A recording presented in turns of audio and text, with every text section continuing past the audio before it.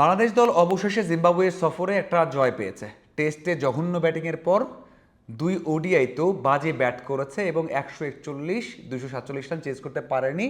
বাংলাদেশকে হতাশ করেছে এবং বুঝিয়ে দিয়েছে ব্যাটিং সামর্থ্যে বাংলাদেশ অনেকটা পিছিয়ে আছে। হোয়াইট ওয়াশ হতে পারতো, 25 বছর পর জিম্বাবুয়ের বিপক্ষে একটা হোয়াইট ওয়াশ হতো, কিন্তু সেটা রক্ষা করা গেছে। তামিম এবং সৌম্য দারুণ ব্যাট করেছেন, অন্যদিকে শরীফুল, তানভীর এবং তাসকিনের অসাধারণ বোলিংয়ে বাংলাদেশ দল আপাতত একটা হোয়াইট ওয়াশ রক্ষা করেছে। দেখুন ম্যাচটা কেমন হয়েছে এবং বাংলাদেশ দল এই ম্যাচ জিততে পারলো নাকি জিম্বাবুয়ে বাংলাদেশকে জিতিয়ে দিল সে বিষয়ে কথা বলতে চাই। প্রথমত ম্যাচটা কেমন হয়েছে দেখুন, বাংলাদেশ দল আগের মতো এই ম্যাচেও বল করেছে। প্রথমে জিম্বাবুয়ে শুরুটাও খারাপ হয়েছে, 2 ওপেনার 17 রানে আউট হয়ে যায়, 108 রানে 6 উইকেট হারায়।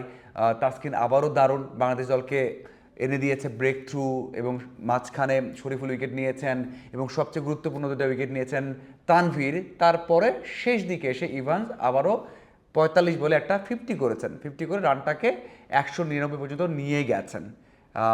ওই যে 199 রান, এই রানও কিন্তু মনে হচ্ছিল বাংলাদেশের জন্য বড় রান, কারণ 141 রান চেস করে জেতা যায়নি এবং একটা ম্যাচে 247 রান করতে হবে, সেখানে ক্লোজে গিয়ে বাংলাদেশ দল হেরে গেছে। তার মানে এই ম্যাচেও শঙ্কা ছিল, কিন্তু সেই শঙ্কাটা সত্যি হতে দেননি। সৌম্য এবং তামিম দুজনে 151 রানের জুটি করেছেন, এরপর শান্ত এসেও ধরে থেকেছেন এবং যেটা চাহিদা ছিল সেভাবে ব্যাট করেছেন, যদিও হৃদয় ব্যর্থ হয়েছেন, 0 রানে আউট হয়ে গেছেন। শেষ পর্যন্ত বাংলাদেশ দল 14 ওভার হাতে রেখে কিন্তু জয় নিশ্চিত করেছে। এখন বিষয়টা হচ্ছে যে বাংলাদেশ জিতলো, জয় পেল, নাকি জিম্বাবুয়ে জিততে দিল। দেখুন একটা বিষয় আছে, সেটা হচ্ছে বাংলাদেশ দল একটা স্ট্রং টিম নিয়েই খেলেছে, খুব একটা পরিবর্তন করেনি।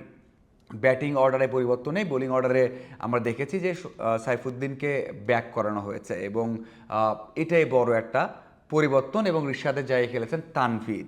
কিন্তু জিম্বাবুয়ে কী করেছে, তাদের যে টপ 3টা বোলার, মানে যারা 2টা ম্যাচ জিতিয়েছেন, মানে প্রথম 2টা ম্যাচই বাংলাদেশ ব্যাটারদের অসহায় বানিয়েছেন, 141 রান করতে দেননি, 247 রান করতে দেননি, যে 3জন বোলার, মানে তাদের টপ 3 বোলার। সেখানে আমরা যদি বলি যে মোজার রব্বানি, সেখানে নিউমরি এবং হচ্ছে ইনগারাভা, 3জনকে রাখেনি তার স্কোয়াডে। মানে একটা দল যদি এই ম্যাচে 300 রানও করতো জিম্বাবুয়ে, তা মনে হয় তারা ডিফেন্ড করতে পারতো না। কারণ হচ্ছে 3জন টপ বোলার, মানে 4টা বোলার ছিল ইভান্সকে ধরে, সেই ইভান্স এখন টপ বোলার হয়ে গেছে এই 3rd ম্যাচে। মানে ওপেনিং বল করেছেন টপ বোলার, এছাড়া কিন্তু কেউ ভালো বোলার নেই সেখানে। মাসুকা বলুন, সেখানে মাধবীরে বল করেছেন, বেনেট বল করেছেন, এবং কি বল করেছেন। মানে আমরা তো জয় পেয়েছি ভালো ভাই, বড় ব্যবধানে 7 উইকেটের জয়, কিন্তু যখন দেখবো যে অপোনেন্ট বোলাররা বোলার না মানে ব্যাটার, তখন আপনার শঙ্কা জাগবে, তখন মনে হবে যে বাংলাদেশ দল ম্যাচটা জিতেছে নাকি জিতিয়ে দেওয়া হয়েছে, নাকি জিম্বাবুয়ে জিততে চায়নি। এটা বললে একেবারে আপনি ভুল বলতে পারবেন না ভাই, 3জন টপ বোলারকে তারা রাখেনি, কোনো পেসার নেই, মানে যারা পেস বল করেছেন ওই লেভেলের না, এবং ইভান্স তো 3rd বা 4th বোলার এই দলের। সো বলতেই হচ্ছে যে বাংলাদেশ দল জয় পেয়েছে, আত্মবিশ্বাস বেড়েছে, খুব ভালো হয়েছে, কিন্তু একেবারে দুর্বল একটা দলের বিপক্ষে জয় পেয়েছে। এবং ওই যে ব্যাটিং লাইন আপটা ভালো আছে, কিন্তু তাদের বোলিং লাইন আপটা কিছুই ছিল না।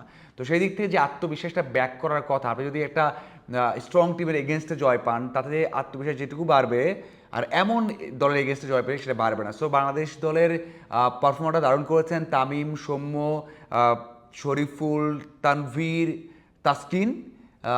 কিন্তু ওই ব্যাটিংয়ের সমস্যাটা, মানে ব্যাটাররা ভালো করতে পারেন না কোয়ালিটি বোলারের এগেনস্টে, 3টা ম্যাচে সেটা হয়েছে, টেস্ট এবং 2টা ওডিআইতে।